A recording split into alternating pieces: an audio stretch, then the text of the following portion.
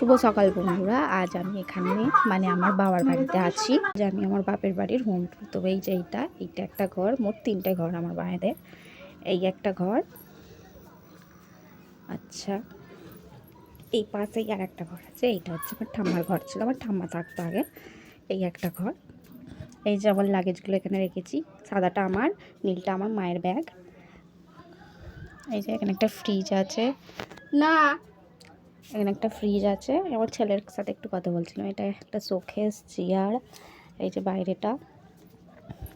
আর ওই একটা ঘর, মোট 3টে ঘর। ওই একটা ঘর, এই একটা ঘর, আর ওইটা হচ্ছে নতুন ছাদওয়ালা ঘর। এটা আমার বাবারা সরকার থেকে পেয়েছিল। আমার বাবার অনেক শখ ছিল জানো তো, যে ছাদওয়ালা ঘরে থাকবে। ছাদতলায় 3 দিনের মাথাতেই আমার বাবা মারা যায়। আমার বাবা থাকলে আমাদের আজকে কিচ্ছু চিন্তাই করতে হতো না। আমার বাবা থাকলে আমার বাবার নাতি এসেছে, সেই কথাও চিন্তা করতে হতো না।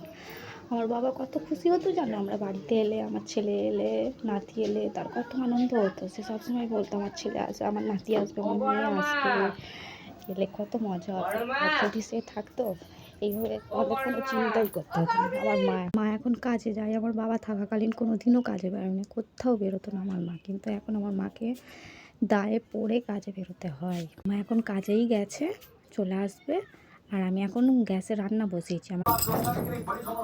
এখন রান্না বসিয়েছি গ্যাসে। ব্যাংকে যাব, মায়ের একটু ব্যাংকের কাজের জন্য সমস্যা হচ্ছিল, ওই জন্য তাড়াতাড়ি রান্না বসিয়ে দিয়েছি। ব্যাংকে যাব, ভাত আর ডিমের ঝোল করেছি। আগে আমার বাবা থাকলে কত আনন্দ হতো, আমরা এসেছি।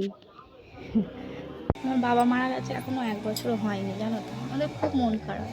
আমি এলে আমার বাবা কত কি আনতো, কত কি করতো, কিন্তু এখন আর কিচ্ছুই হয় না।